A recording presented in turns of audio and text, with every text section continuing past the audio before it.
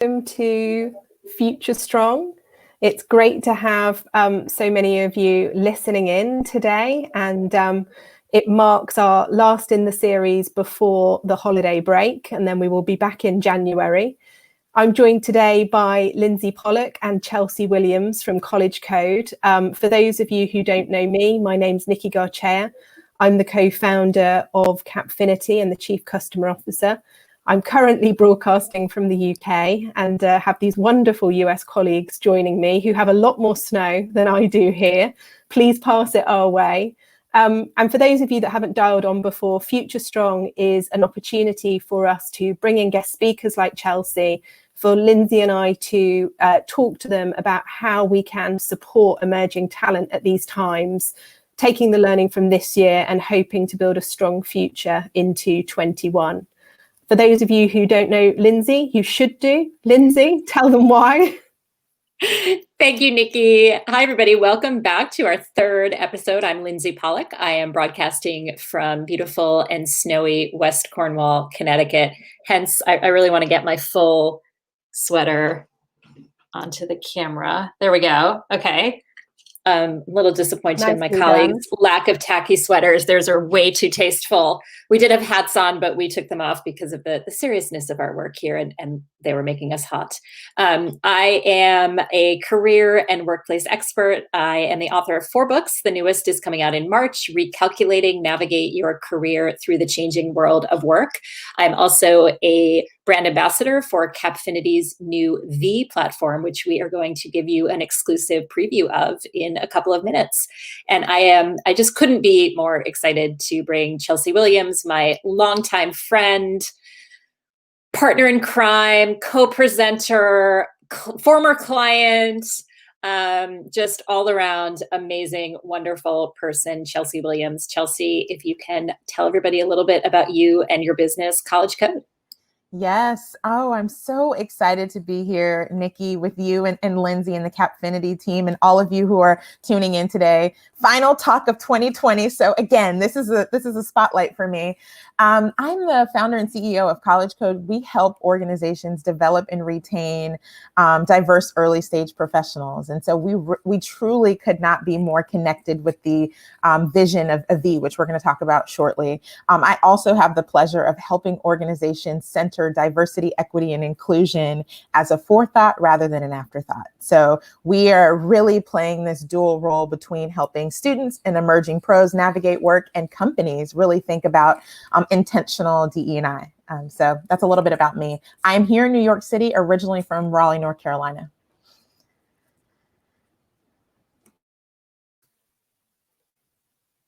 Thank you, Chelsea. So it would be wonderful as we kick off to maybe just share a little bit about the work that we have been embarking on with you at College Code since we launched VEE in September. And you have been very generous in piloting the platform with your early professional students, and they have been wonderful at giving feedback. So maybe it would be good for me just to say a little bit about what VEE is and how it's come about. And we've got a short extract of a VEE video to help couch everything that you're going to share about the experiences. So I think many of you know Lindsay and I and the Cappfinity team were conducting research across this year. And some of the findings from that research were that we really needed to be able to, as a collection of professional individuals in this space, reflect on what really works in trying to attract unrepresented talent into work. And for us at Cappfinity and coming out of the research with Lindsay, there were some really 3 very clear themes for us. One was that if we could offer strengths to students and they could have a dialogue and a vocabulary for describing where they're strong and what gives them energy, that it might really broaden a view of careers. And we've known from some years at Cappfinity that strengths can really overcome things like imposter syndrome. So strengths is absolutely part of the VEE platform. We also knew that if students were able to upskill and develop career readiness skills that would make them strong and make them build their confidence, but also their capability, that would be a good thing. So upskilling is the second part of the platform. And the third was an unbiased way of being able to showcase talent. students being able to get a mini experience of work, but also then showcase their talent to the organisation in a way that they would be matched, that was unbiased and was also really able to demonstrate their skills. So VEE is about three things: allowing strengths to be discovered, having the chance to upskill, and then showcasing that talent. And I think Hayley, who sits behind the background of Future Strong, is going to show us a quick video.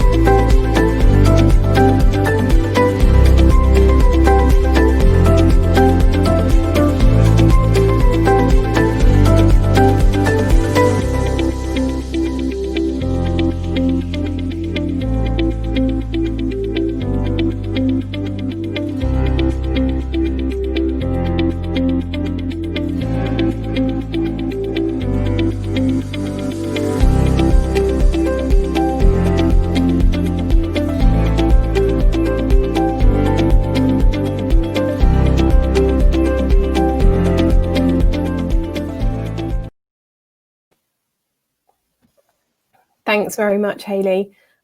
So Chelsea, our first question to you is really for everyone listening in to be able to hear how College Code's been supporting professional early careers talent at these times.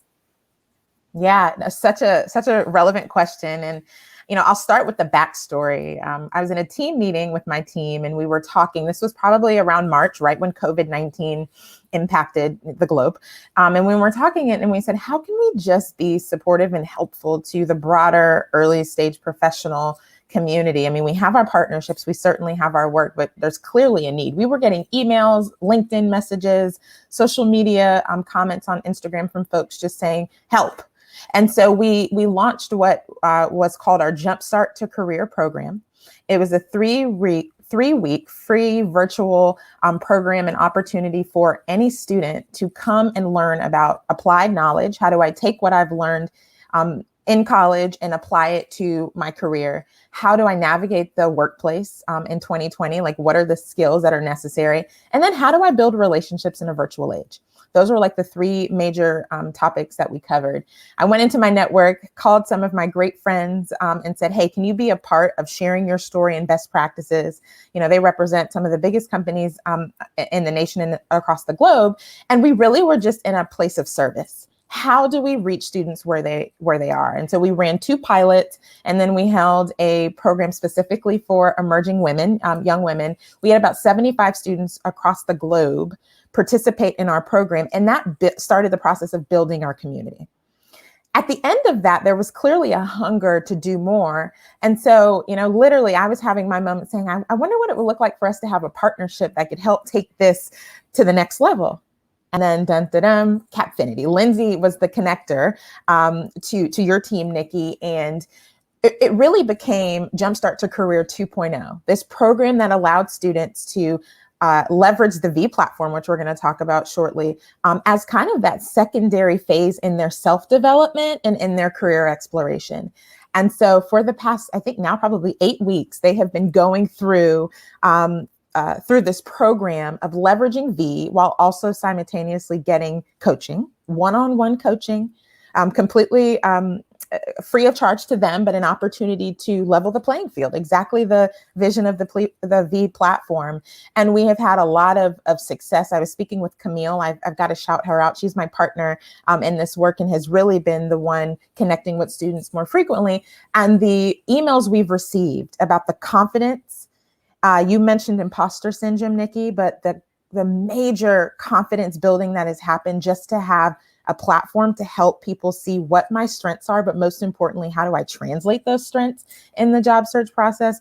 Those are just some of the highlights, but people saying, I don't know that I would have been able to navigate this year without this. We had 14 students in the platform, 14 who were committed to the process, 95% women, 95% first gen, and students of color. So I think that's huge because of our 75 students we went out to, we originally and said, hey, we have this opportunity. We had to obviously drill that down. And there was a commitment level that was here. But those 14 in this first cohort, predominantly women and predominantly women of color. And I think that that's important when we talk about leveling the playing field and access. So it's definitely been positive.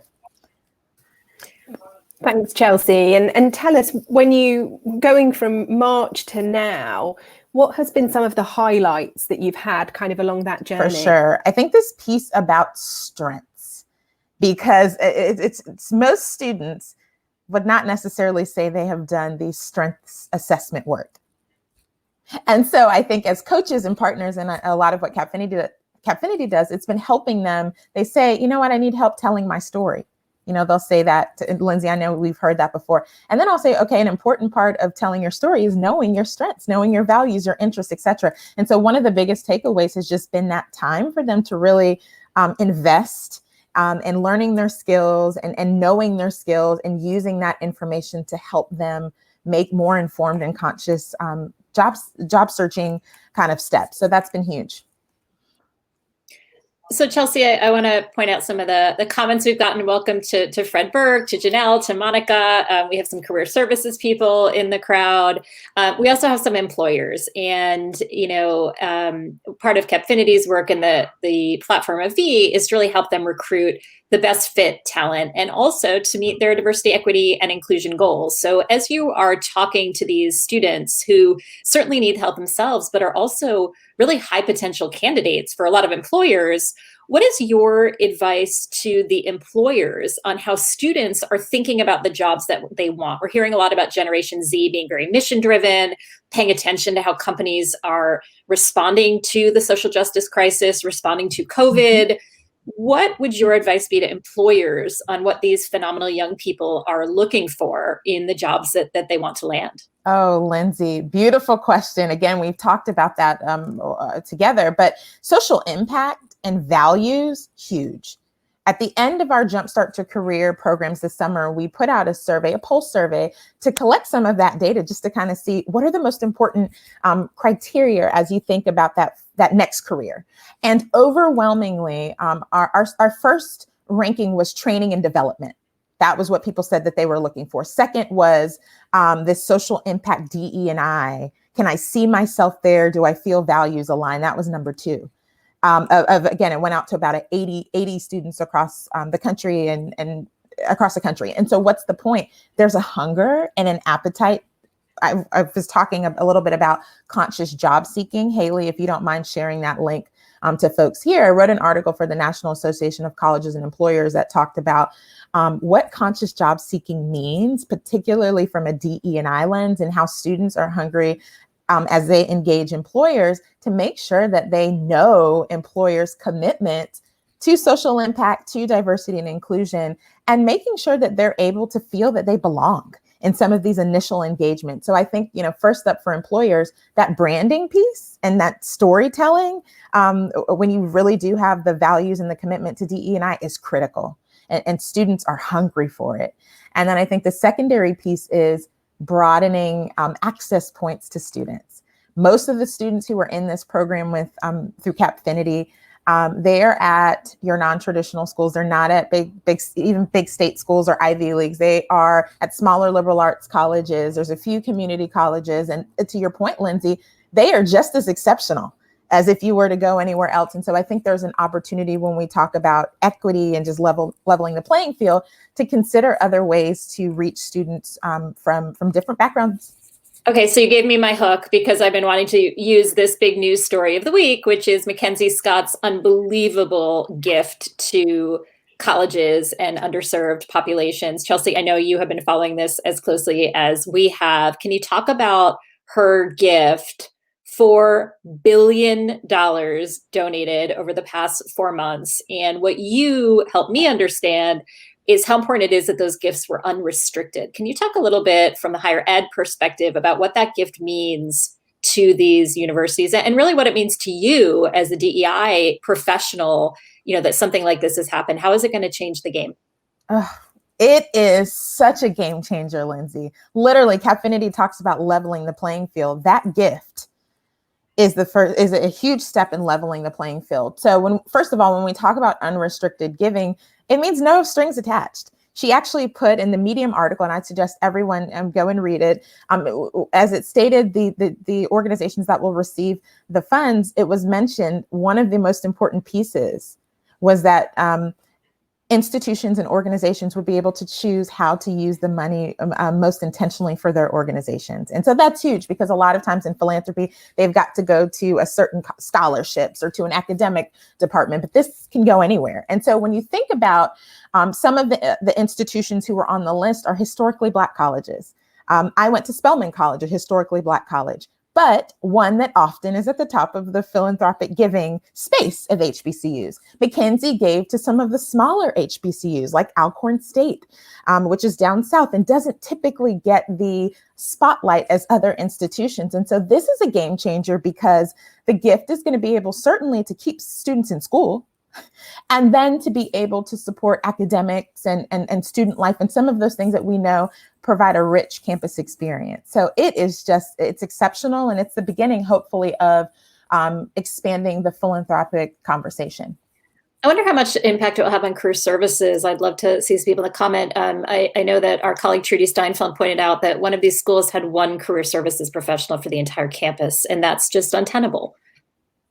Yeah, the career services piece is huge, because again, we're seeing it now. You can go and get the college degree, but if there is not an intention to support what happens after, we fall into underemployment. So I'm thinking, Lindsay, about one of our College Code partners, Co-op. They are an amazing organization, national, that is helping to fight underemployment. So they work with higher education institutions, primarily here in New York and in California, large state schools, and they basically create skills-based cohorts to help students who graduate without a gainful job to gain skills in tech sales, digital marketing, these growing fields that we know are of the future. And so I think when we talk about career services in particular, I'm hopeful that those gifts are going to go to supporting skill development and helping students really be able to have upward mobility economically, because that's really the game changer here. And Chelsea, if you would you just share with us how the students that you're working with and those that you're kind of learning from, how they're thinking about DE&I at the moment and what's important to them? Well, again, this is really interesting, because again, our cohort is mainly women identifying. And I just think that's a summary piece even of itself, because that wasn't our intent, but that's who signed up and showed the most interest. And I think that is huge. LinkedIn released, I believe this morning, their workforce report, their trends report, the last one of the year. And one of their points was on women's participation economically. We know that women in particular this year have been impacted the most by the pandemic. And you just think about that duality of like impact economically, but then most of the interests are emerging women. And so I think that certainly DE&I for our cohort is top of mind. This sense of belonging isn't like an option. It's something that's so critical. And they ask Camille and I, who are working closely on this very often, how can we even make the assessment if we're interested in financial services? There's all these financial services firms. How do we decide like the ones that really believe in this? What does it look like? How should we be evaluating from the time we are on a website and we're looking at a job description to the time that we go in for an interview? Because we know in DE&I and culture, every step of the process matters and is critical to people's sense of belonging. So I think it's important and it's essential. And I believe it's going to become more important as we continue to move forward. And on the employer side, without naming any names, because we'll upset some employers who are listening in, and others will be delighted, but without naming any names, can you speak to any examples where you've seen organizations really kind of deliver great work in this space, or maybe the students have said, look, I had a good experience with this employer? Yeah, a lot of it are those factors like communication. I cannot tell you how many students will send a message and say, I really love this employer, but I haven't felt as I've asked questions and I followed up 5 or 6 times with several recruiters and they don't get back to me and I just don't know what that means. And some who will say the whole time, from the time when we were on campus, I met them on campus to the time I interviewed, the communication was just clear. I felt the warmth. Like, it's really not rocket science to see. It really is that feeling of connection that they often say, Nikki, is what they're looking for, to feel seen and valued. And I think the other piece, and I know a lot of employers are starting the conversation earlier. So, first year students, second year students, starting to, and I think for them in particular, exploration of career. There's this concept that I've been fascinated with this year that's called occupational identity. Like, do I see myself in certain roles? Can I see myself in certain roles? And so I think that there's an opportunity for career centers to start to, and they're doing this, but do more of building that confidence and exposure to some of these career fields and sectors that students just may not know about. And certainly if they're from an underrepresented category, it's even more foreign to them. And so I think that those are all healthy steps that we can consider. The piece that you mentioned about starting earlier, Lindsay and I are in conversation as we continue our Future Strong research, and we're hearing people, we call it secondary school in the UK, I think it's K-12 for you. Are you hearing of employers starting to kind of engage the school leaver a bit more? Oh, absolutely. Absolutely. It's happening. Even if you think about some of the nonprofits who had originally started serving college, but realized a lot of tech, I'll use that as an example, or STEM, really STEM in general, and saying, how can we start to create pre-college or middle and high school cohorts? I think about organizations like Black Girls Code, Girls Who Code. Those are prime examples of why that has to start early. And as it does, that connection, and even just hearing the name of an organization when you're a senior or a junior, think about that. It changes the game for you in terms of seeing yourself, and then just also general awareness. So I think that's a big point. I love that. And I think it goes to that word belonging that we talk about a lot. And we even spoke about on our last episode with Roxanne Horry, that even as a child, to feel that you belong to, a particular club, or that you belong to a particular career path, is so powerful. The way we got Roxanne to that answer, Chelsea, is we asked her what she was looking forward to in 2021, where her energy was going to go. So we wanted to ask you the same question. What are you looking forward to in 2021? What trends are you watching, and what's happening for College Code and this pilot program with VEE? Oh, so I am so excited. I will tell you, this has been one of the most, as we all know, emotionally trying years, but also one of the most rewarding and fulfilling. So I feel, going into 2021, really excited that the conversation on workforce development and education and DE&I is happening. We haven't even scratched the surface. So there's a lot more to do, but I think the fact that we're having more conversation and more resources are being invested into these spaces is exciting. So we're really excited to continue to serve our partners. We have some amazing partners who are committed to being a part of the solution. So continuing on that is huge. I think for VEE, we're really, really excited to see where this takes students, where this initial investment, for some of them, they've been connected to College Code and VEE for about 9 months. And so, what will be the fruit of their effort and investment in 2021? We're watching that very eagerly to see where that leads. And then I think for DE&I, for me in particular, it's that this truly wouldn't be a checkbox, but that this would be a movement that organizations are committed to, and that professionals say, this matters, whether it's an executive or an early stage professional. There's buy-in across the board. So that's my excitement for 2021.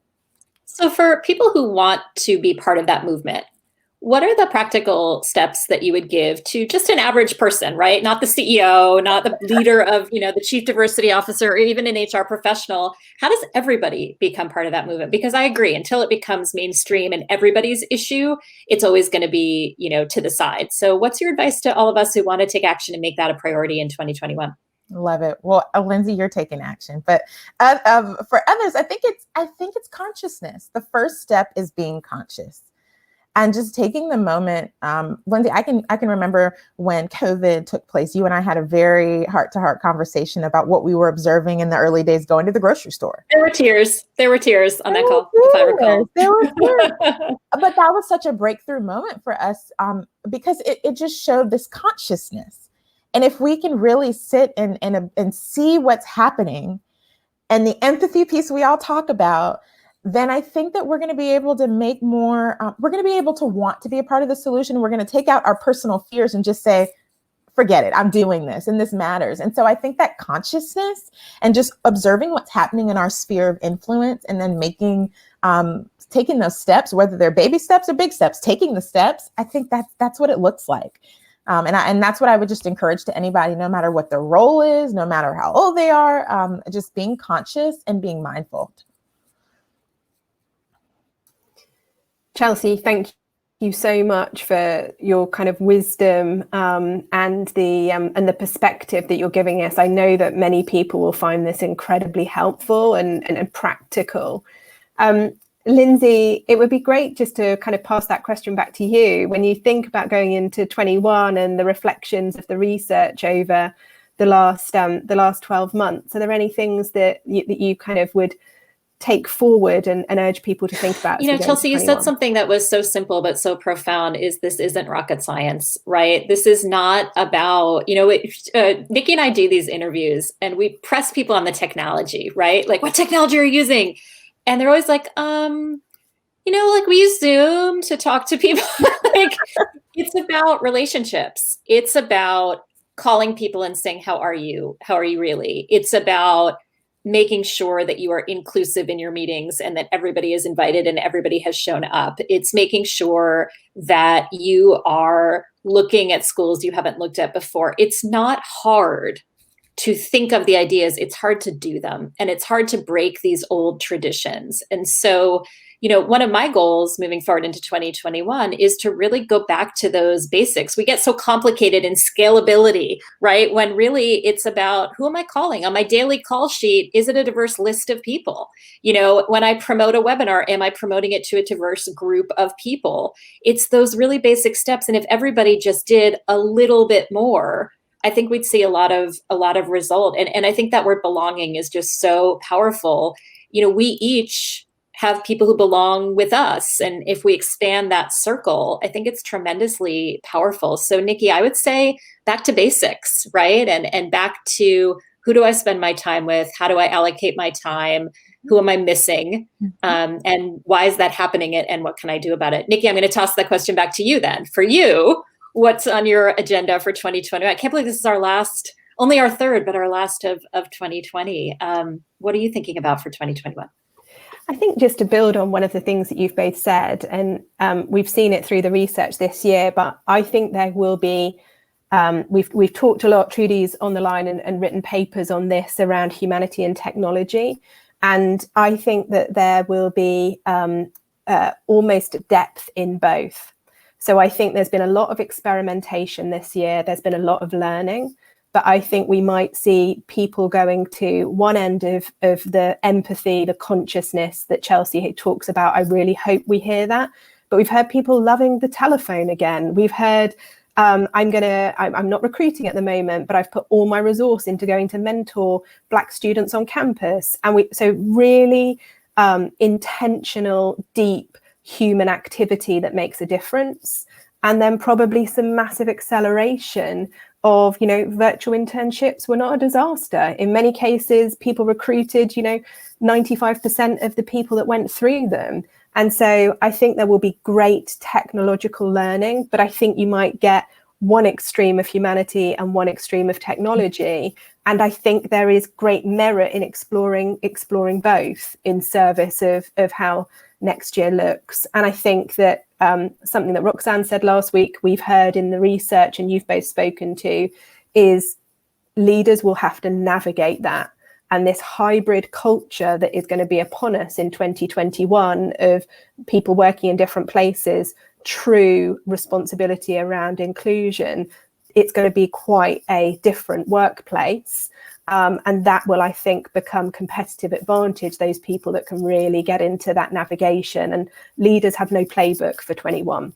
They had no playbook for 2020, but now they have to navigate people coming into offices not. So I think there's going to be deep humanity, deep technology, and a very different cultural expectation, not just a challenge. I'm conscious that we are at our time, and I just want to thank Lindsay for everything you've supported us with over the last 12 months. In lots of ways, serendipity has brought us together, and it's been brilliant to have your wisdom and all of the things that you've shared across this year, Lindsay. And Chelsea, huge thanks for today. Huge thanks for all of your students for piloting, giving the feedback, and for your work. I'd love to end, Chelsea, in you just sharing if people wanted to get involved with College Code or support College Code, just over to you. What can they do? Yes, thank you for that, Nikki. And again, this partnership has been the gift that keeps on giving. So thank you. First of all, we put together through this year, my team put together a early career ebook. So it's a gift truly to anyone who is here who could benefit. So we're going to share the link to the ebook, virtual downloads. It's very easy into the link. You certainly can connect with me, and I'd welcome that on LinkedIn. And if you're interested in learning more about College Code, you can visit us online at www.mycollegecode.com. mycollegecode.com. And we'd be thrilled. We're looking for partners. There's a hunger to do Jumpstart. Yes, thank you. See, gotta have your partners in crime. But we are looking forward to do Jumpstart to Career in 2021. We did 2 pilots this year, and we have gotten consistent emails about continuing that momentum because there's still a need in 2021. So if you are an organization who would like to partner in supporting the next generation of workers and building this talent pipeline, I'd love to connect with you. So thank you, and happy holidays. Happy holidays. Thank you, Chelsea. And I hope everyone stays safe and joins us again on what will be January 8th. Can we put our hats on now? Yeah, hat time. We almost wore them. I look like I've finished the Christmas party. We love it. I love it. Bye. Happy holidays, everyone. Thank you.